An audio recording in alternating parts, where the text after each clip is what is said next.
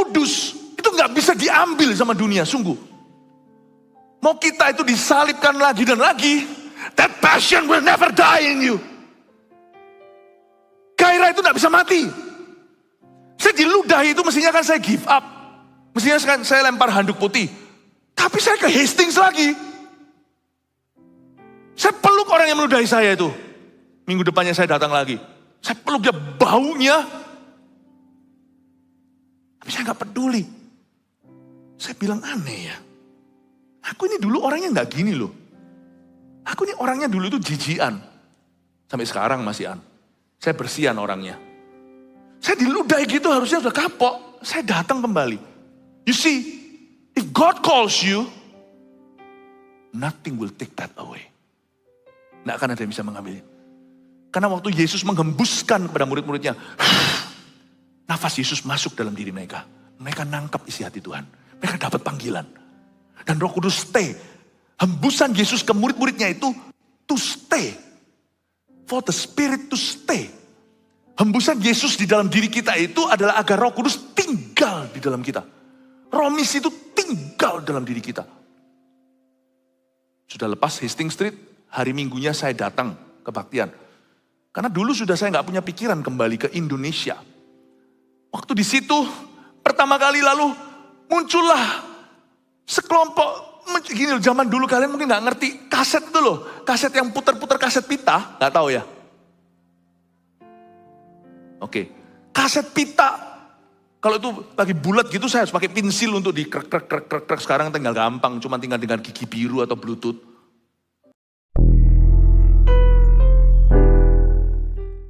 Sebelum saya mulai berkhotbah, boleh kita memberikan kecupan seperti ini sebagai lambang cinta. I love you, dear Holy Spirit. Bisa ngomong begitu? Tuh, waga. I love you, dear Holy Spirit. Berikan tepuk tangan untuk Tuhan Yesus. AOG lagi menyaksikan di mana-mana. Ceki-ceki juga berkumpul. Dan juga keluarga Saat Teduh tetap bersama dengan kita. We are in the embrace of God. Kita berada di dalam pelukan Tuhan. Siapa yang merasakan itu? Oh, Tuhan sedang membelai, Tuhan sedang memeluk kita dan menggendong kita. Praise the Lord. Mari kita berikan tepuk tangan dan welcome home untuk semua. Silakan duduk. Tidak ada rencana sebelumnya, tapi saya tergerak. Tadi setelah sesi sore, sesi keberapa tadi berarti? Keempat, saya merasa harus tayangkan satu video. Video ini saya udah lupa pernah ada. Tapi beberapa waktu yang lalu dimainkan, ditayangkan di gereja kita oleh pembicara tamu. Bayangkan, ini kebangunan rohani kita. Tapi seorang pengkhotbah dari Taiwan, Dr. Ellen yang menayangkan. Saya rasa tergerak untuk menayangkan ini. Begini ceritanya. Kebangunan rohani yang terjadi di kalangan muda-mudi ini sudah terjadi lama. Tapi angin ini terus berhembus. Dan tidak pernah ada angin lama. Dan waktu itu kami-kami ini masuk ke dalam sekolah-sekolah dan kampus-kampus. Kesitulah angin berhembus. Kita ini gak bisa bawa Roh Kudus. Kita hanya nunut saja. We were riding on a wave. Kita seperti Raja Wali yang terbang tinggi. Tidak pakai kepakan sayapnya. Tetapi dia hanya mengikuti angin bawa dia kemana. Waktu itu angin berhembus ke universities. Ke tempat-tempat kuliah. Dan ke bangku-bangku sekolah. Kami ikuti saja. Lalu setelah itu angin itu membawa kami ke sebuah tempat penuh kegelapan. Siapa sangka dari sekolah ke kampus, angin terus berhembus, membawa muda-mudi gereja Mawar Sharon yang zaman dulu bukan namanya Army of God, belum tuh, itu 2010. Simply dulu namanya hanyalah pemuda dan pelajar, akhirnya Roh Kudus membawa kita ke Surabaya Timur, sebuah tempat khususnya namanya Kenjeran Park. Lalu di tempat yang penuh dengan kemesuman, penuh dengan dosa-dosa di siang hari loh ya, apalagi malamnya. Banyak sekali orang-orang bercinta di sana. Kami bawa sebuah kebaktian doa. Pokoknya kemana angin itu berhembus, kita harus doa sama Tuhan Yesus. Lalu Tuhan selamatkan banyak jiwa-jiwa, muda-mudi. Dan wajah-wajah yang muda yang Anda sebenarnya lagi lihat di video jadul ini, hari ini mereka sudah punya anak semua. Mereka sudah menjadi papa, mama, om, tante, tapi apinya masih menyala. Karena saya salah satu juga yang wajah di situ. Kita tetap menyala-nyala karena api yang kita miliki bukan api muda-mudi. Api yang kita miliki api kekal, api Roh Suci. Berhembuslah Roh Kudus di kalangan muda-mudi. 2020 sekian hingga 2030. Angin itu tidak pernah sepoi-sepoi basah. Demikian dia berbicara di dalam hati kita, sepoi-sepoi basah. Namun ketika dia bertiup untuk kebangunan rohani, hembusan nafasnya menggoncangkan bumi. Setelah kejadian itu di Kenjeran Park, Surabaya Timur, muda-mudinya seperti pasir di tepi lautan. Lalu meledaklah kebangunan rohani demi kebangunan rohani. Silih berganti. Wush, tak terasa kita sudah berada di 2023. Dan Tuhan masih mencari orang muda. Kami tidak mati api. Tokoh-tokoh kebangunan rohani yang dulu terjadi, sekarang menjadi soko guru. Kita masih berlomba. Karena Roh Kudus tidak kenal usia. Anak kecil bernubuat. Jikalau dia dicurahkan, teruna mendapat penglihatan. Orang tua mendapat mimpi. Kita masih berlomba dalam gelanggang. Kita semua akan dipakainya secara luar biasa. Saya ingin memperkenalkan seorang sahabat saya yang tidak pernah menua. Allah Roh Kudus namanya. Dia bukan hanya api kebangunan rohani, dia juga adalah angin surgawi. Saya ajak kita membaca dulu ayatnya. Persisnya ada di Yohanes pasal yang ke-20. Yohanes 20 ayat 19 sampai 23. Kita baca semua, nanti saya hanya ambil beberapa ayat saja. Yesus menampakkan diri kepada murid-muridnya. Ini setelah Paskah sebelum kenaikan Isa Al-Masih atau Tuhan Yesus Kristus tercinta. Ayat 19, ketika hari sudah malam, pada hari pertama minggu itu, yaitu hari Minggu setelah Sabat, berkumpullah murid-murid Yesus di suatu tempat dengan pintu-pintu yang terkunci. Mengapa? Bukan karena mereka konferensi, tapi karena mereka takut kepada orang-orang Yahudi. Stop di situ dulu. Kira-kira Yesus mau datang nggak ya di antara segudang pecundang? Bukankah 1, 2, 3 orang berkumpul dalam nama Yesus, dia ada di sana. Mereka kumpul bukan karena nama Yesus, karena mereka nggak percaya Yesus dibangkitkan. Mereka kumpul karena ketakutan. They were hiding in greater in numbers. Mereka bersembunyi di balik dinding angka, sendirian nggak berani seperti tadi. Tadi di-sharingkan oleh pembicara. Kalau kita harus berani sendirian sebagai anak muda, Roh Kudus sama kita mayoritas, kita nggak pernah minoritas, sekalipun kita bisa nampaknya sendiri, tapi bersama dengan Tuhan kita bisa melakukan segala perkara.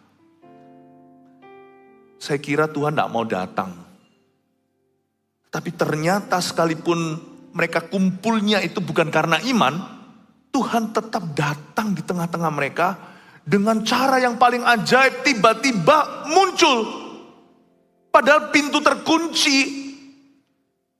Pada waktu itu, lanjut ayat ini, datanglah Yesus dan berdiri di tengah-tengah mereka dan berkata, damai sejahtera bagi kamu. Karena mereka shock berat, Tuhan harus tenangkan, calm down guys. Peace be with you. Aku bukan hantu. Even when Jesus wasn't expected, He came. Sekalipun Yesus tidak diharapkan, bahkan mereka nggak percaya Yesus hidup, Yesus datang. Karena Yesus memang punya panggilan atas segudang pecundang. Kita nggak lebih baik dari mereka, cuman kita punya kitab Injil aja bocoran. Dan juga sekarang beda, kita punya teladan para rasul yang telah dibangkitkan. bangkitkan dalam iman. Zaman itu, zaman mengerikan. Yesus baru dibunuh secara sadis di kayu salibnya. Sekalipun Yesus tidak diharapkan datang, dia muncul juga. Sekalipun semuanya ketakutan, tidak ada iman, Yesus tetap datang. Apalagi kalau kita semuanya ini berkumpul karena kebangunan rohani. Oh my, is Jesus here or what? Yesus ada di sini. Karena kita tidak kumpul karena ketakutan, tapi kita ini dikumpulkan karena iman.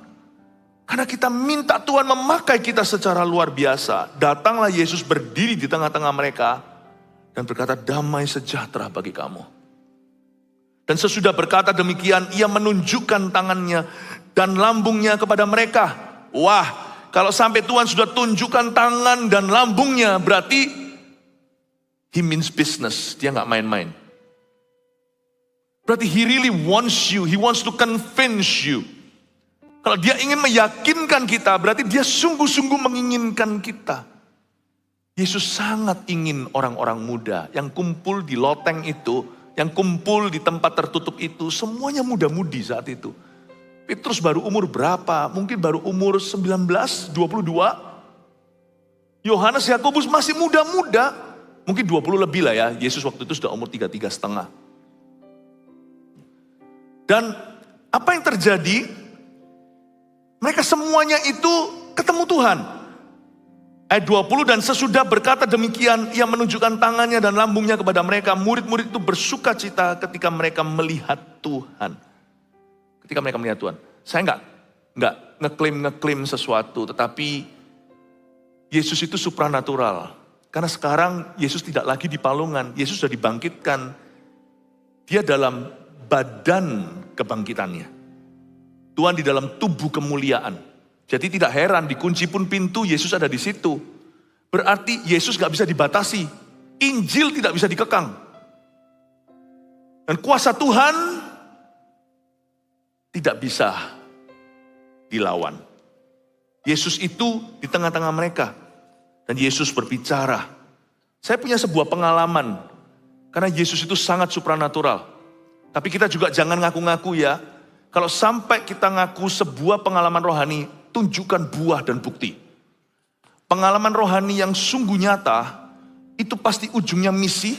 Dan bukan hanya misi, pasti Tuhan bekerja dengan cara yang tidak bisa disangkali. Sehingga orang yang gak tahu apakah benar gak pengalamannya itu, tahu bahwa orang itu gak asal ngecap, gak asal bicara.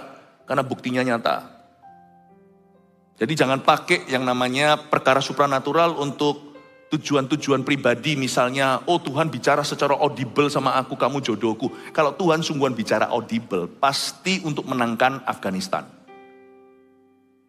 Bukan untuk jodohmu, karena pakai cara alami aja bisa kok kejar perempuan atau jadian sama seorang cowok. Semua itu dengan buah roh, bukan dengan suara roh. Paham ya? Jangan pakai roh kudusan untuk sesuatu perkara yang sifatnya lowly, sesuatu yang sifatnya rendah dan duniawi. Saya tidak berkata bahwa Anda tidak cukup penting bagi Tuhan sehingga Tuhan tidak berbicara secara audible kepadamu. Bukan. Tapi Tuhan tuh gak pernah iseng kasih kita pengalaman rohani, ujungnya hanyalah untuk kebutuhan sehari-hari. Never lah. Tuhan itu kerajaan ini sedang at war. Tidak ada keisengan di dalamnya. Suatu hari waktu saya di Singapura lagi liburan sama keluarga. Saya istirahat, kenapa hari itu saya agak capek, padahal saya nggak ngapa-ngapain. Jadi ternyata Tuhan mau saya sendirian di kamar hotel itu. Tangan saya meraba sesuatu secara fisik, saya kaget setengah mati loh. Kayak begini-begini saya nggak cari. Malah orang yang cari-cari pengalaman rohani, nggak dapat apa-apa. Malah orang yang nggak cari-cari apa-apa, tujuannya benar, malah Tuhan kasih pengalaman untuk meneguhkan. Saya memegang tangan, seperti tangan fisik, padahal saya sendiri di kamar itu nggak ada hantunya. Dan saya memegang seperti ada lubang pada wrist atau pergelangan itu. Lalu saya mendengar suara. Saya ngerinya ngeri in awe, atau ngerinya itu ngeri kagum, bukan ketakutan seperti harus ditengkingkan. Roh kita tahu, kalau itu Yesus pasti damai sejahtera. Kalau itu setan, pasti kita gak damai. Saya tahu nih Tuhan, saya gak berani buka mata saya. Waktu saya pegang itu, saya lagi antara tidur dengan tidak. Lalu saya dengar suara, go to Myanmar. Pergilah ke Myanmar, alias Burma. Beritakan terang kepada bangsa yang tinggal dalam kegelapan. Singkat cerita, lihat sendiri nanti di internet. Myanmar for Jesus 1 and 2. Anda lihat, itu ribuan orang sampai ke lapangan-lapangan. Itu orang-orang dijamah Tuhan, disembuhkan. Bisu melihat, tuli berbicara.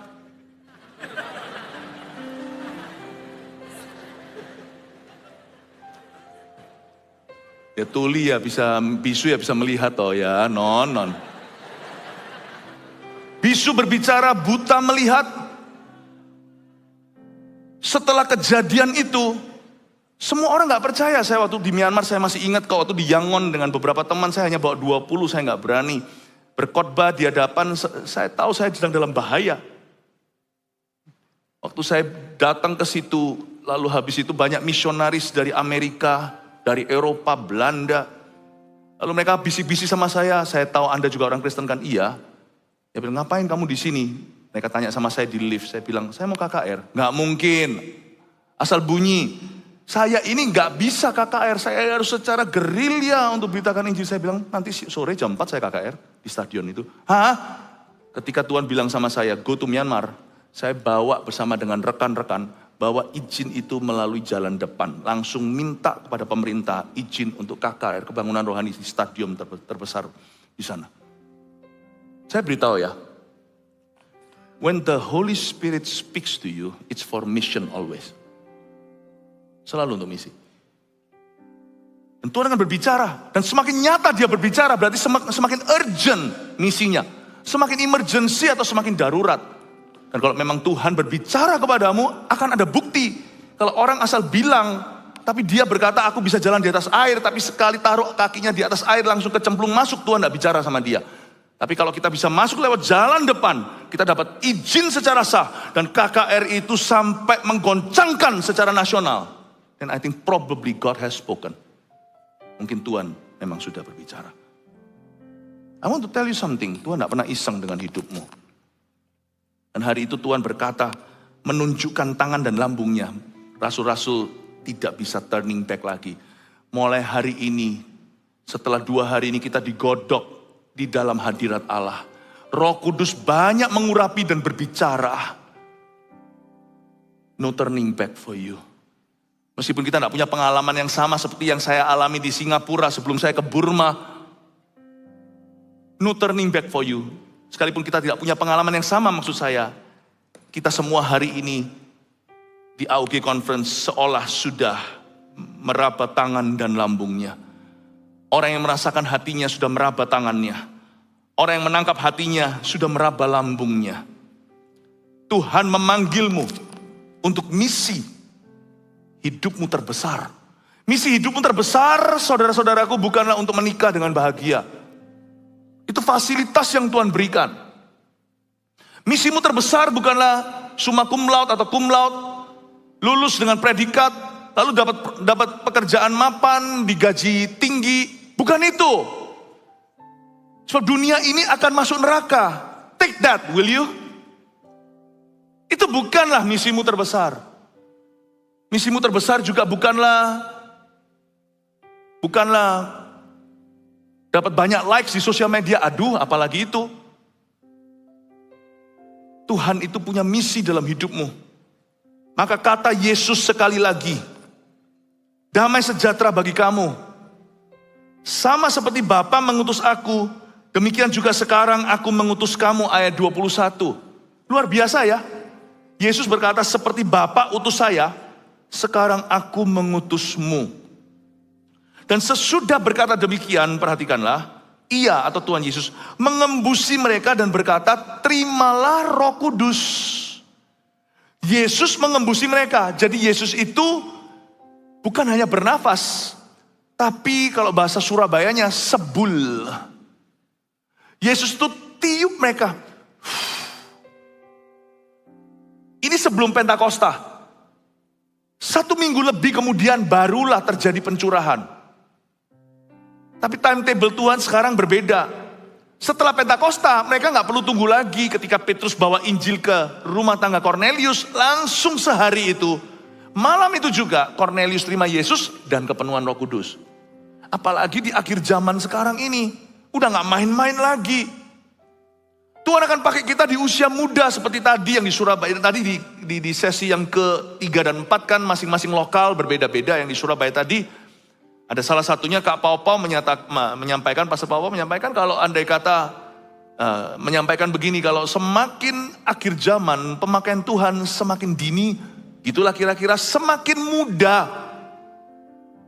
Tuhan itu gak main-main. Dia mengembusi mereka dan berkata, terimalah Roh Kudus. Yesus berhembus.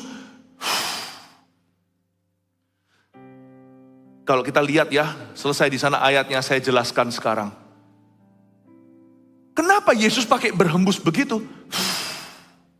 Yesus mau ingatkan bahwa pada waktu awal mulanya di kitab Kejadian, Dialah firman yang menciptakan manusia. Tapi hubungan manusia dengan Roh Allah jadi rusak karena dosa.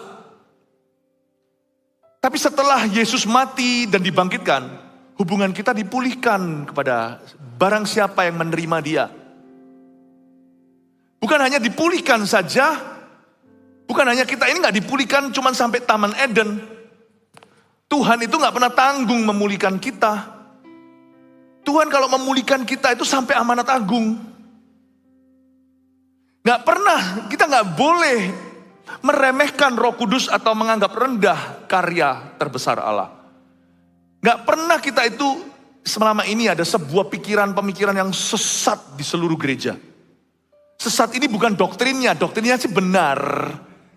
Sesat dalam arti tidak nangkep persis hati Bapa. Ada sebuah kepercayaan dan keyakinan di dalam gereja-gereja, segala usia termasuk kaula muda, kalau kita itu diselamatkan Tuhan, itu hanyalah adalah supaya kita masuk ke sorga. Loh, bukan. Itu efeknya. Nama kita memang tertulis dalam kitab kehidupan. Kita gak benar diselamatkan untuk diri kita. Roh Kudus itu didepositokan masuk di dalam hidup kita. Bukan supaya kita selamat sampai ke tujuan, hanya ke sorga. Iya, Dialah meterai keselamatan kita. Tapi Roh Kudus itu berhembus di hidup kita untuk satu tujuan yang lebih tinggi. Bukan hanya untuk keselamatan pribadi, karena itu so pasti. Karena barang siapa yang menerima Yesus, dia diselamatkan. Udah jangan diragukan. Tapi Tuhan tidak pernah panggil kita untuk hidup bagi diri sendiri. Kenapa mau memperbaiki ini saya? Ya, sebentar ya. Ini saya diperbaiki dulu ininya. Coba ngomong sama kanan kirinya, jangan diliatin dong supaya jangan sungkan. Cepat ya.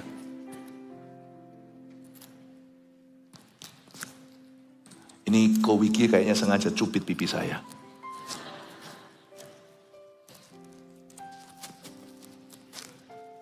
Oke, thank you. Nggak usah didorong gitu ah.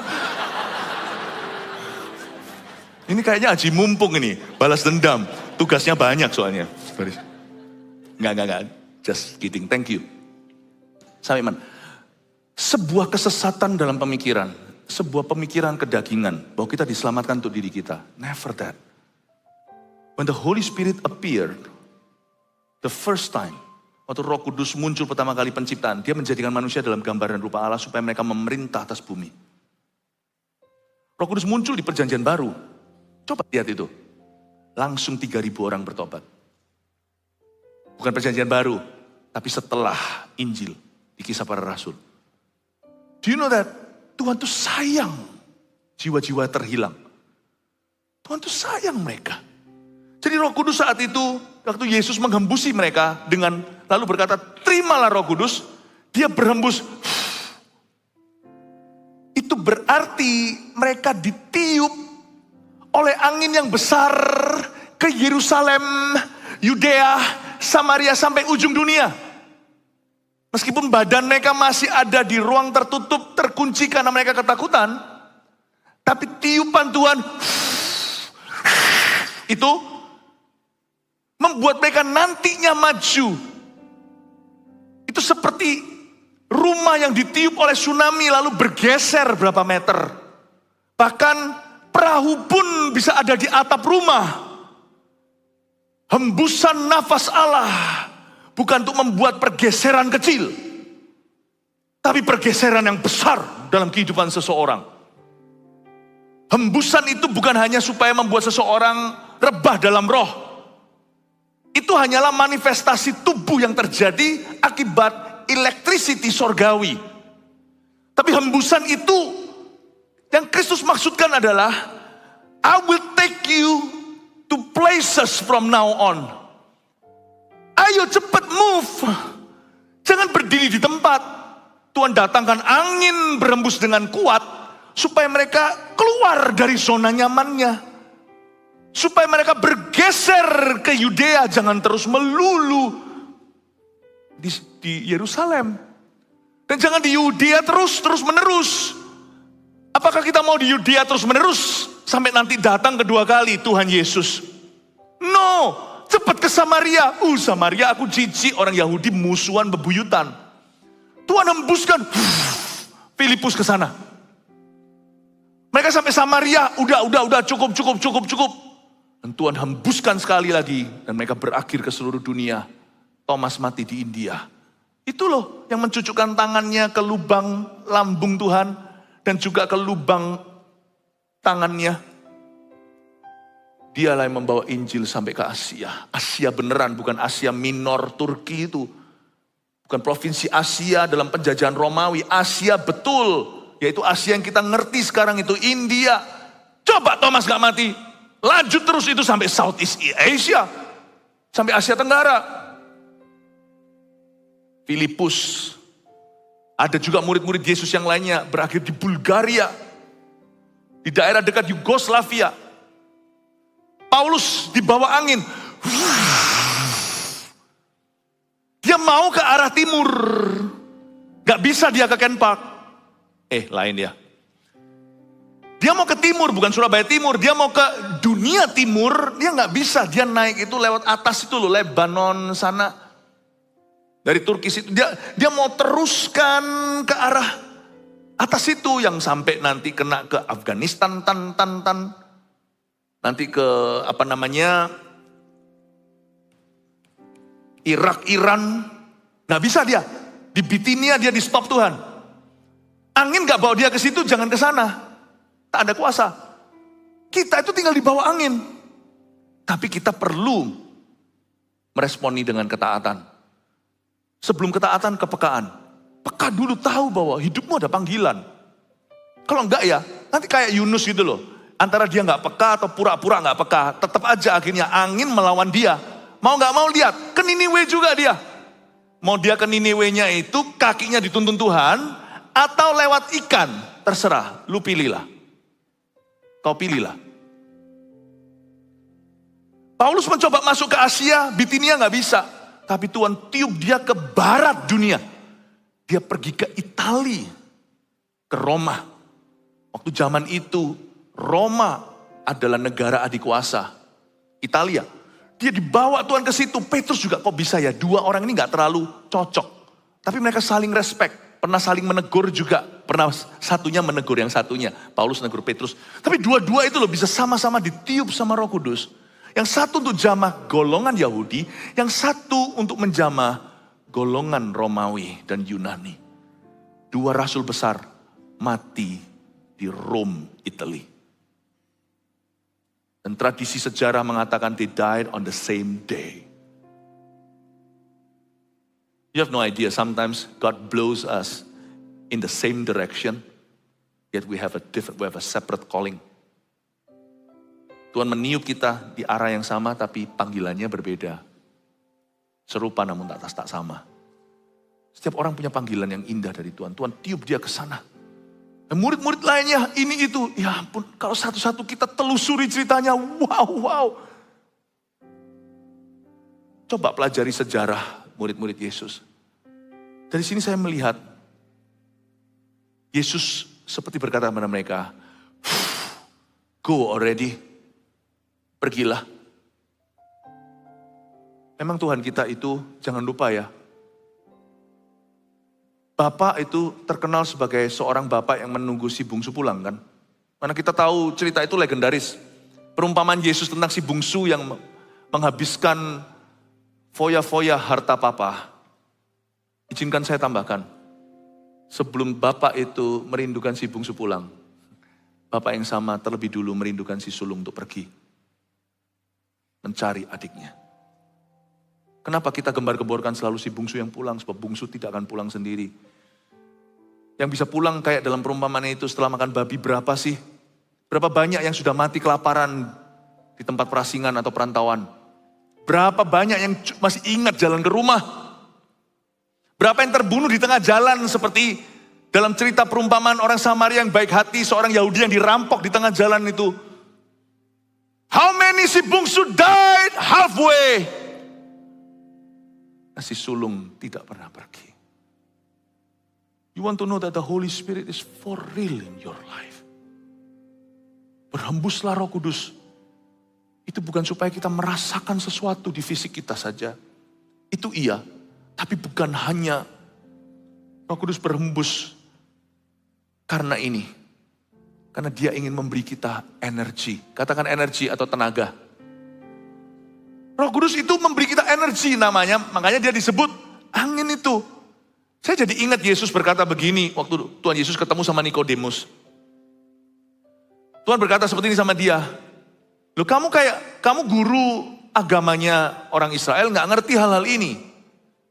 Saya beritahu ya kata Tuhan. Tuhan mendidik Nikodemus yang usianya 2 kali lipatnya.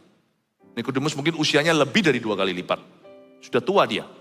Dengan respek Tuhan Yesus tapi dengan otoritas berkata, kamu mengajarkan sesuatu yang dari manusia, aku mengajarkan apa yang aku tahu dari Bapakku. Dengar baik-baik.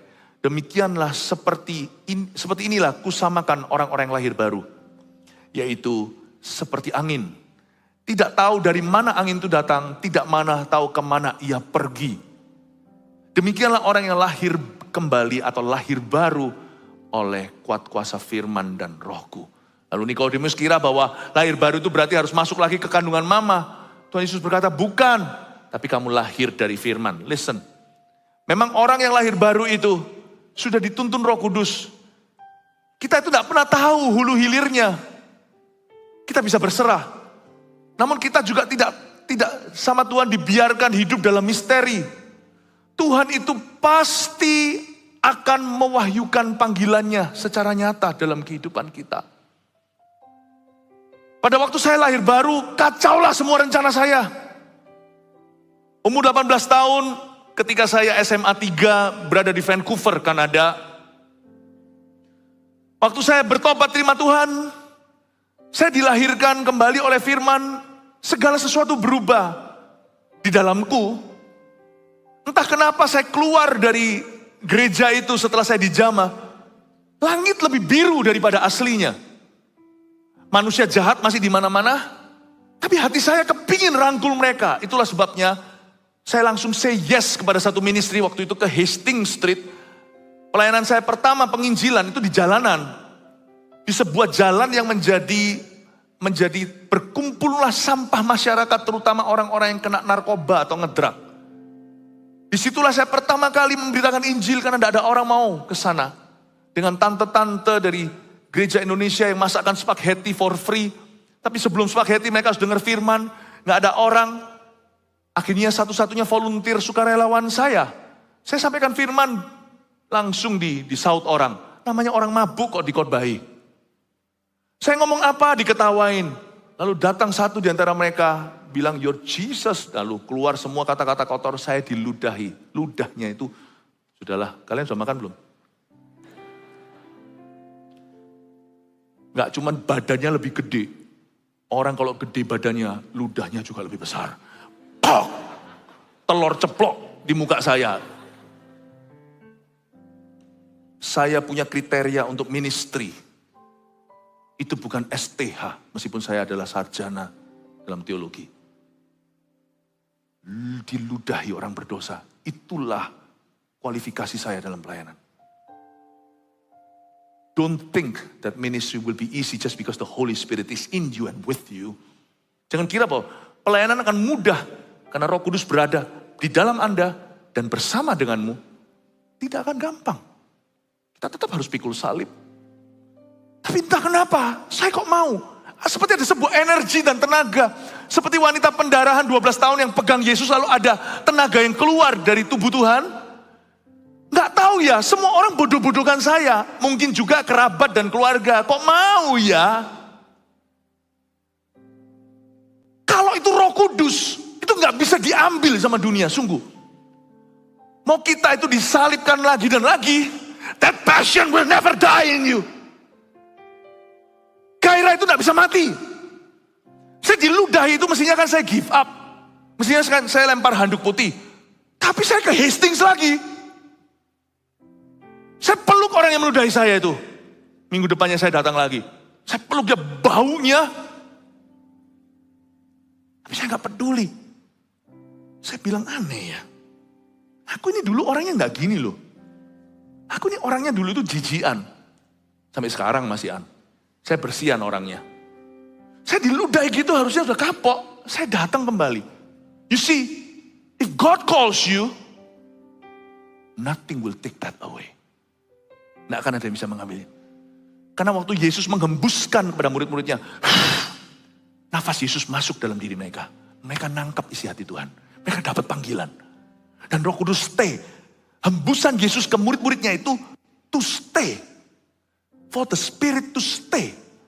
Hembusan Yesus di dalam diri kita itu adalah agar Roh Kudus tinggal di dalam kita. Roh misi itu tinggal dalam diri kita. Sudah lepas Hastings Street, hari Minggunya saya datang kebaktian. Karena dulu sudah saya nggak punya pikiran kembali ke Indonesia. Waktu di situ pertama kali lalu muncullah sekelompok. Gini loh, zaman dulu kalian mungkin gak ngerti kaset itu loh. Kaset yang putar-putar kaset pita. Gak tahu ya? Oke. Kaset pita. Kalau itu lagi bulat gitu saya harus pakai pensil untuk di krek. Sekarang tinggal gampang. Cuma tinggal dengan gigi biru atau bluetooth. Masih umur 18 tahun. Belum punya pacar lagi kan. Harus ke gereja ganteng-ganteng kan. Supaya ada harapan. Gak bisa saya. Itu yang nyanyi padahal tante-tante. Hatiku rindu melihat kemuliaan. Itu saya rasa dada saya ini diterpa angin. Gak tahu dari mana. Padahal saya pakai jaket. Saya pastikan tuh hangat. Itu diterpa angin. Anginnya tuh dari dalam.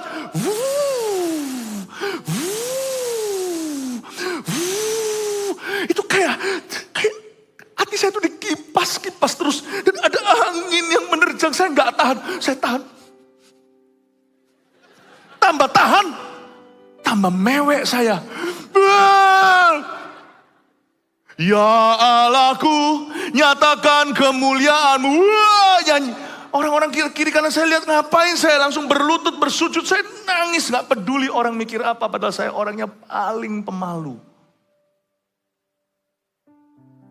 The wind wants me to come back to Indonesia.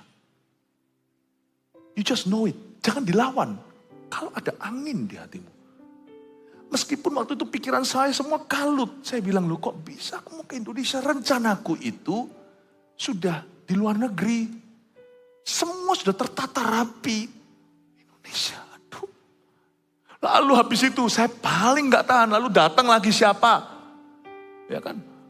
Lalu suatu hari datang seorang misionaris. Tayangkan di depan. Foto-foto Asia.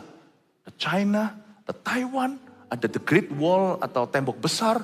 Ada Taiwan itu yang zaman itu belum ada 101, I don't think so. Tapi pokoknya ada apa jalan-jalannya Taiwan, jalan Asia. Saya melihat Singapura, saya lihat. Lagi gitu saya tahan.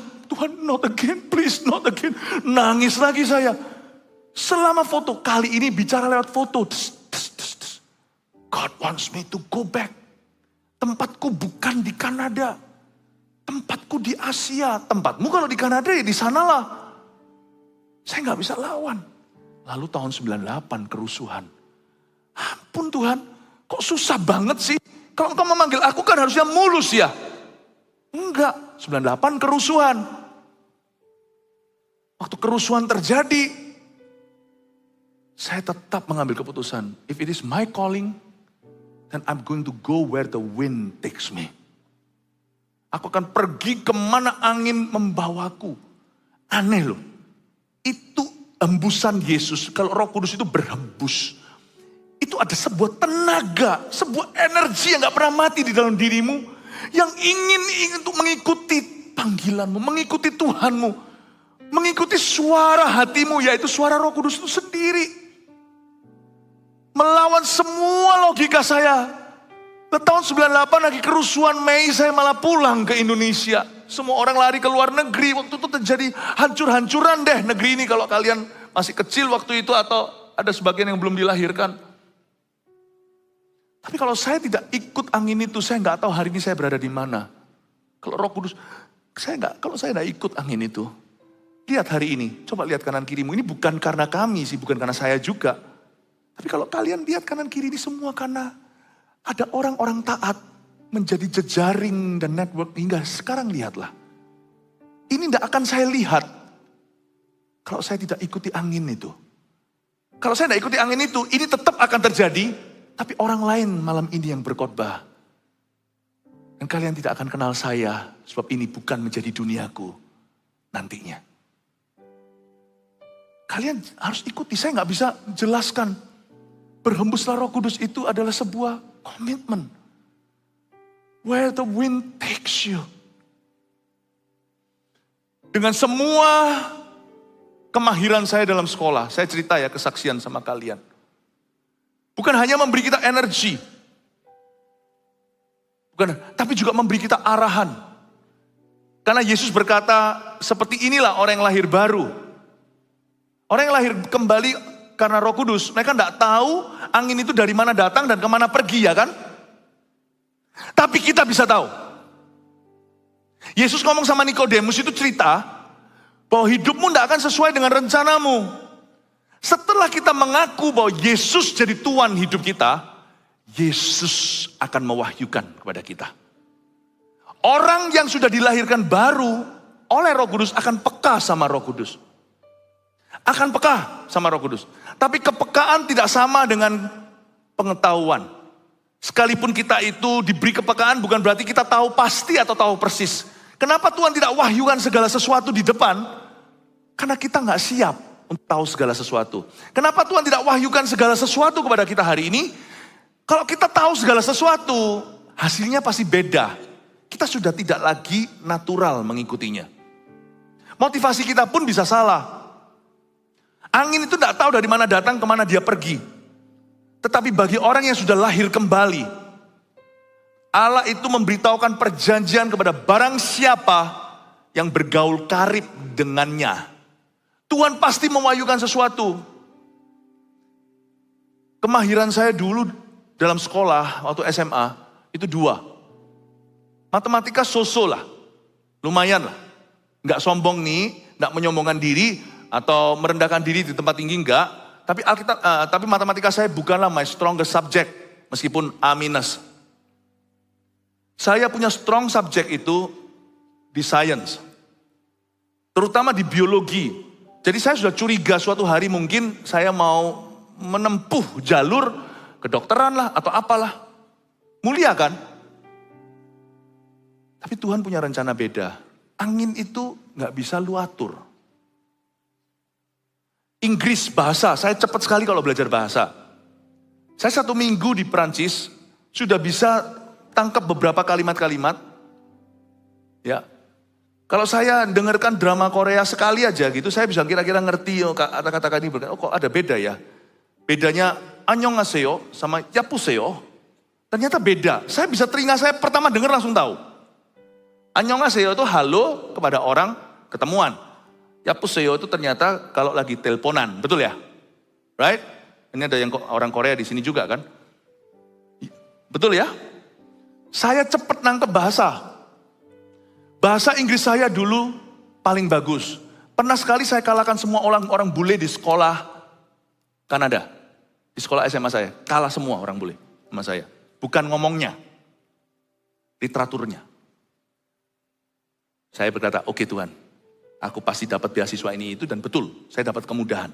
Singkat cerita, angin berhembus di hati saya. Saya ngomong sama ibu pendeta saya Saya bilang, Kak, saya panggil Kak. Kenapa ya? Hatiku tuh gak kepingin sama sekali cari uang. Ibu pendeta saya berkata, kamu ikuti hatimu. Saya gak kepingin. Apalagi ada lagu itu dulu. Itu salah, siapa yang setel lagu itu ke saya, meracuni saya. Mas perak dan permata tiada artinya. Tambah gak berarti. Saya bilang, is there anything wrong with me? Apakah ada sesuatu yang salah dengan saya? Saya gak kepingin jadi apa-apa kecuali pendeta. Ikuti saja. Saya cari nasihat dari beberapa om-om yang ada di gereja. Semua berkata, Philip, kamu kalau jadi pendeta kamu makan apa? Saya bilang, bukan saya mau jadi pendeta. Tapi ada sesuatu di hati saya. Saya gak ngomong gini supaya kalian semua jadi pendeta. Tapi kalau kalian jadi pengusaha, dan kalian mau money, itu bukan hembusan Yesus. Itu bukanlah angin Roh Kudus. Kalau kalian mau jadi pengusaha, tapi hembusanmu jiwa-jiwa, tapi kalian merasa bahwa, this is it. Inilah jalur ini aku akan pilih, aku tahu disinilah Tuhan memanggilku, tapi hatiku itu building churches with it. Itu lain cerita. Tapi saya ceritakan dulu yang jadi pendeta, oke? Jadi pendeta. Apa yang terjadi akhirnya? Saya ngomong sama om-om semuanya dan berkata, kamu manajemen dulu, ngambil ini dulu, ngambil itu. Nanti kamu jadi pendeta. Hati saya itu ada perasaan sungkan sama Tuhan. Berarti Tuhan tak nomor duakan. Kalau saya panggilannya jadi pendeta, saya tidak langsung pursue itu, kejar itu. Saya jadikan Tuhan cadangan. You have to be very honest with the wind of heaven. You have to be mightily, utterly honest. Harus jujur. Akhirnya setelah semi memaksa, pendeta saya berkata, kamu cek deh universitas ini dan itu. Ada satu universitas yang dekat, exit 66 kalau di highway. Jadi dari tempat saya tinggal itu setengah jam saja. Saya lihat universitasnya bagus, gelarnya dan sebagainya. Tapi aneh, waktu saya di sana itu, saya tidak merasakan itu untuk saya. Padahal ini menjanjikan. Tapi setelah itu, ini universitas lagi. Saya dihembusi lagi, seperti ada perasaan, go further, ke exit 87. Di exit 87 ada sebuah sekolah kecil, S1, menawarkan bachelor degree, religious education, and church ministries. Saya masuk, the wind stops right there. Dan Tuhan berkata, this is it. Saya berkata, Tuhan, ini 1 jam, 100 kilometer per jam. Aku bisa tua di jalan. Saya kesini, balik udah jenggotan. You know, saya ceritain sedikit, karena kok saya rasa tergerak harus cerita ini. Listen very well. Dan setelah apa yang terjadi di situ, 4 tahun saya ditempah. My goodness, I cannot describe to you.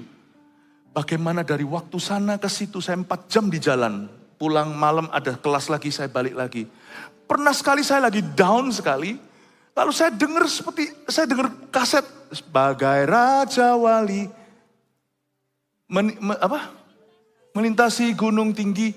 Saya dengar suara di hati saya, look up. Mobil saya itu ada atapnya. Jadi saya gak bisa lihat ke atas. Tapi ada suara di hati saya dengan lembut sepoi basah berkata, kamu lihatlah ke atas. Saya lihat dari kaca saya. Saya lihat ada burung elang, bald eagle. Itu banyak sekali di Amerika Utara. Bagus sekali, terbang agak rendah, biasanya tinggi sekali. Ngikuti mobil saya, bukan GR nih. Waktu saya exit 87, dia pergi. Masa sepanjang perjalanan 45 menit, sisa perjalanan saya, diikuti itu. Sambil saya nyanyikan lagu itu, saya ulang-ulang lagi. Ada banyak pengalaman Tuhan berkata, kalau kamu nurut sama tuntunan rohku, aku tidak akan pernah membiarkanmu sendiri. Pulang ke Indonesia, apa yang terjadi? Saya memulai pelayanan. Saya tanya sama Tuhan kemana? Tuhan bilang Ungaran. Ungaran. Saya mau pelayanannya itu ke Eropa. Pilihannya waktu itu Europe or Ungaran. Lu sungguhan kok gak percaya. Saya lulus itu saya dapatkan lowongan pekerjaan di Eropa. Bukan yang sekolah, waktu saya masih SMA itu loh, kan nilai saya bagus sekali. Jadi ada beasiswa dari perusahaan tertentu yang mau sponsori. Nah, kalau mau saya kuliah selesai 4 tahun, kalau mau ngambil master lagi, nanti saya akan langsung di hire. Tapi pilihannya waktu itu, Tuhan bawa saya ke Ungaran. Ungaran terjadi kebangunan rohani tahun 1995. Disitulah saya ketemu dengan Pastor Yohanes, Pastor Samuel, Pastor Moro. Di Ungaran, what? Aduh Tuhan, Ungaran sama Eropa rada jauh ya. But the wind did not want me to go to Europe. He took me to Ungaran instead. Terjadi kebangunan rohani di kalangan berapa puluh orang itu, aduh ya ini aja sampai bosan-bosan saya. Tapi di Ungaran itulah permulaan setelah itu bersama dengan Pastor Moro, Pastor Yo dan Pastor Samuel itu. Perintisan gereja-gereja pertama kami yang hari ini menjadi GMS adalah GMS Semarang, GMS Magelang, GMS Salatiga dulu malahan. Lalu habis itu GMS Bandung. Itu dirintis pra zaman saya di Surabaya Mawar Sharon. Oh haleluya.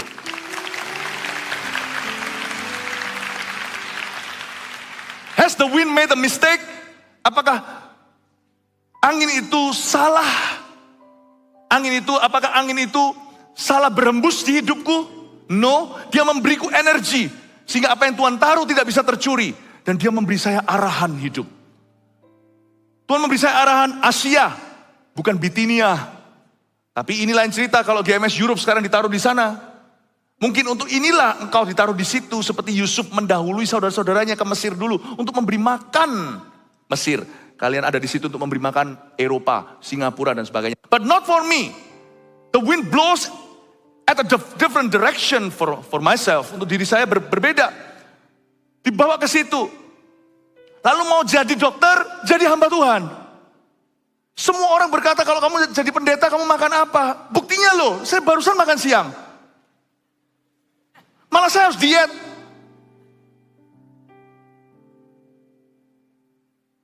The wind doesn't disappoint you. Tapi kalau kalian tidak dipanggil jadi pendeta, jangan. Ada satu orang dari Gerasa dilepaskan dari semua kesetanan, legion malam 4.000, 6.000 roh jahat. Dia minta sama Yesus untuk jadi seorang minister. Coba baca itu. Bolehkah aku mengikuti? Dia minta masuk di dalam golongan 12 bukan karena dia berambisi. Karena 12 ini dulu juga low profile kan. Yesus bersama dengan para nelayan.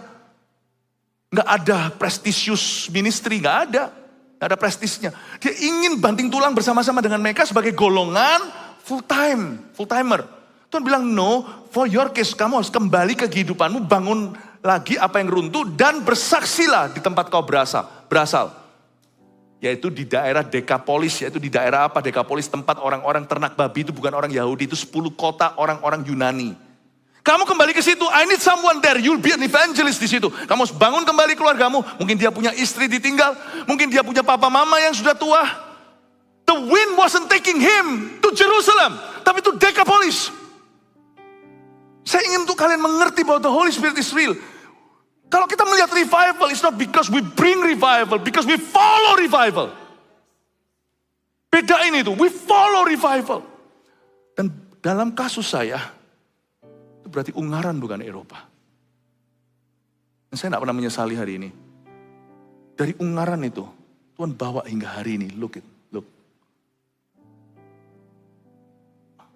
Waktu itu bahkan saya sudah siap kok untuk tidak menikah. Tapi Tuhan terlalu baik. Tuhan tahu bahwa tidak baik untuk saya sendiri. Akhirnya Tuhan berikan kepada saya seorang wanita yang mau nikah sama saya. Padahal saya enggak.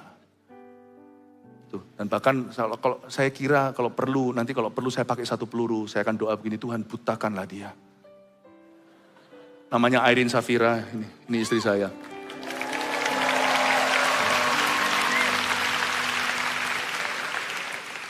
Tapi saya sudah siap untuk saya bujang seumur hidup.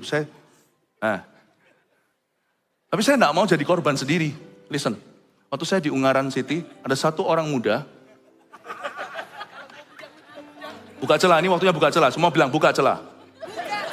Okay. Ya, ini yang tolong ya rasulmu kalau saya kerjain jangan kepahitan ya, yang Southeast Asia ya. Ada satu anak muda sekolah SMA di sana, di Ungaran juga. Dia datang ke Ungaran, kira di Ungaran City itu desanya kayak apa, dia bawa senter. Dan dia bawa satu kaleng Coca-Cola, padahal pabrik Coca-Cola di sana. Betapa lugunya anak muda ini, dan akhirnya mengalami kebangunan rohani. Waktu mengalami kebangunan rohani, ditawarkan untuk ke Amerika untuk sekolah atau apa. Saya bilang sama dia, no, you stay in Indonesia. This is where the Holy Spirit wants you. Dia stay di Indonesia. Dan hari ini merintis banyak gereja, termasuk Salatiga, GMS Medan, lalu sekarang Singapura, sekarang Taiwan, Kamboja, dan sebagainya. Jadi hamba Tuhan. Jadi seorang hamba Tuhan. Ya. Lalu habis itu mau pacaran. Saya beritahu, jangan cepat-cepat pacaran dulu, Moro. Dan dia akhirnya mohon proposal terus-menerus, ayolah ku, tolong ku, pulihkan. Jangan. Saya bilang jangan. Kenapa? Alasan saya gampang. Kalau saya jangan, kamu jangan. Memangnya gua sendiri yang jatuh korban, enak aja. Tapi hari ini I think kita bersyukur ya. Hari ini kita bersyukur. Kita tidak pernah salah melangkah.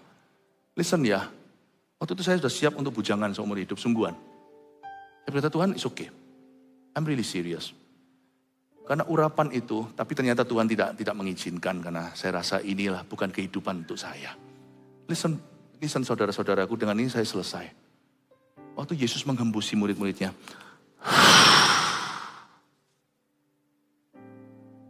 They move out of their comfort zone. Malam ini juga sama. Saya berdoa, Tuhan, ini saya sembahyang gini. Saya ke aplikasi.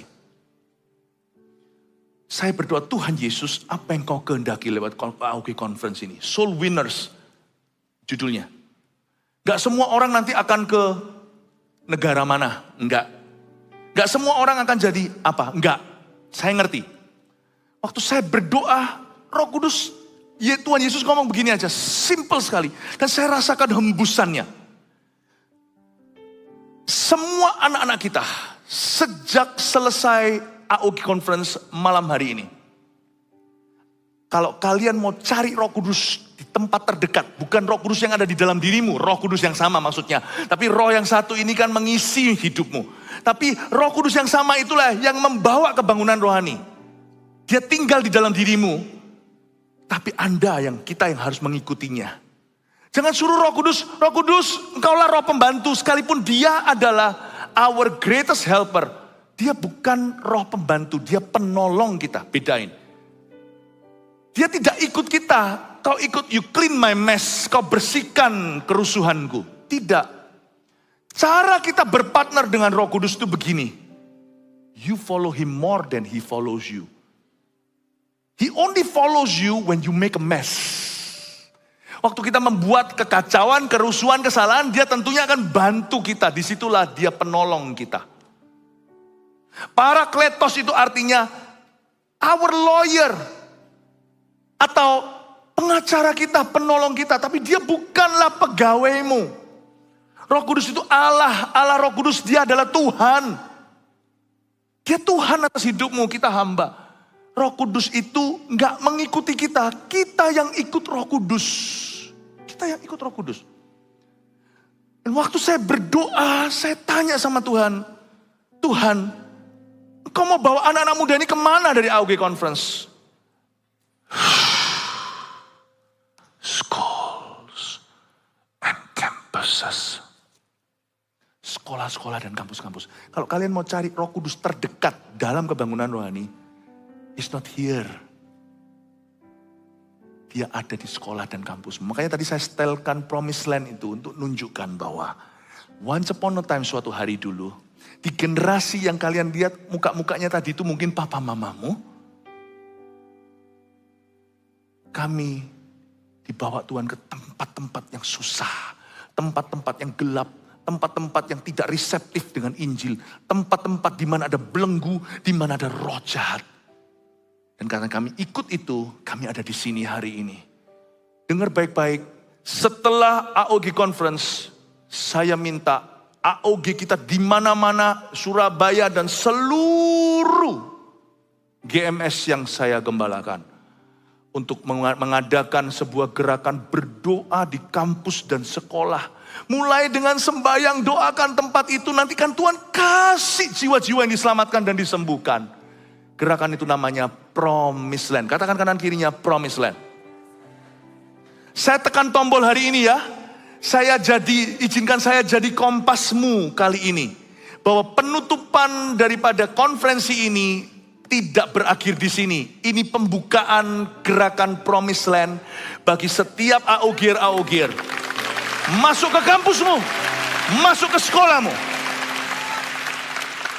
Berdoa. Praktisnya kan bisa nanti yang sudah ada di badan kampus lah, sebagai student body lah, pengurus apalah. Mulai dengan satu tempat yang diizinkan dia berdoa. Berdoa siapa di sana? 2-3 orang anak CG kita sudah bisa mengadakan itu. Dan kalau Tuhan izinkan, bahkan ada KKR besar seperti Kenpak gitu. Oh come on. Di kampus sekolah kita akan melihat kembali Tuhan mengembuskan Roh Kudusnya di sana. Amin. Promised Land akan terjadi mulai hari ini. Amin. Kita akan masuk ke kampus-kampus sekolah-sekolah lagi. Listen. Dan waktu kita mengikuti hembusan ini, ronde pertama, saya warning dulu di depan, akan ada orang yang dibawa Tuhan ke ronde berikutnya.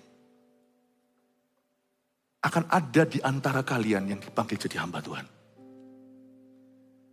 Saya tidak punya rencana dulu. Saya ngikut dari one revival ke another revival. And here I am, blink sekali kedip. 31 tahun kemudian, saya sudah jadi pendeta sekian lama. Gak ada rencana. Dengar ya, tidak semua.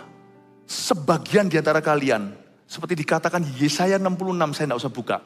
Sebagian akan kupanggil jadi Lewi.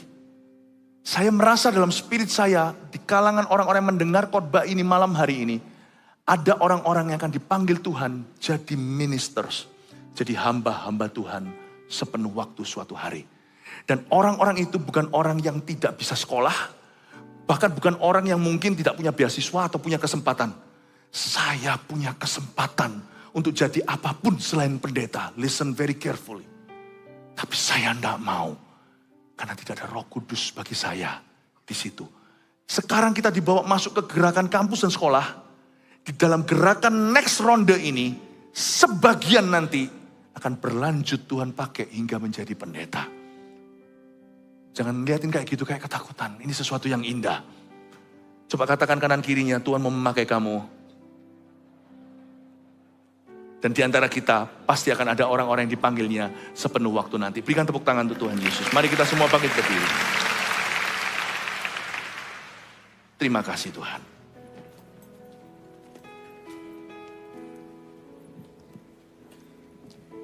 Gereja kita sekarang kurang lebih 120. Visi yang kita miliki 1000 gereja lokal yang kuat. Mari kita hitung matematika kita. 1000 kurang 120 sama dengan 880.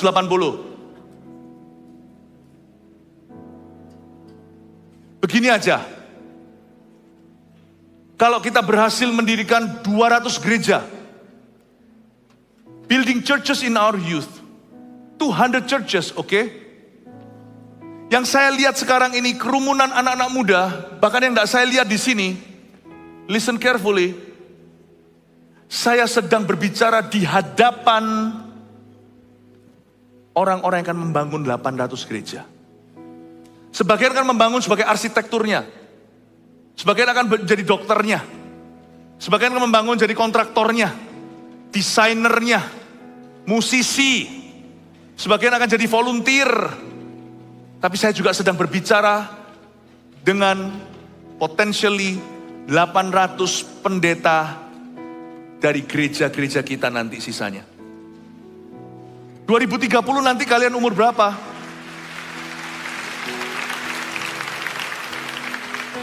Coba hitung kalau 2030 kalian umur berapa? Kalau kalian youth sekarang umur 20, 2030 kalian sudah umur 27. 27 you will be. Kamu umur berapa nanti? 18. Waduh, masih lucu. Sebagian umur 27. Kenapa saya anggap weekend conference ini serius? Karena yang nanti, setelah 2030 menyelesaikan 700 gereja, it's you. Not us, it's you. 700 gereja ke depan setelah 2030 selesai, kelar, 300 gereja berdiri. Pendetanya ada di sini. Pastornya di sini.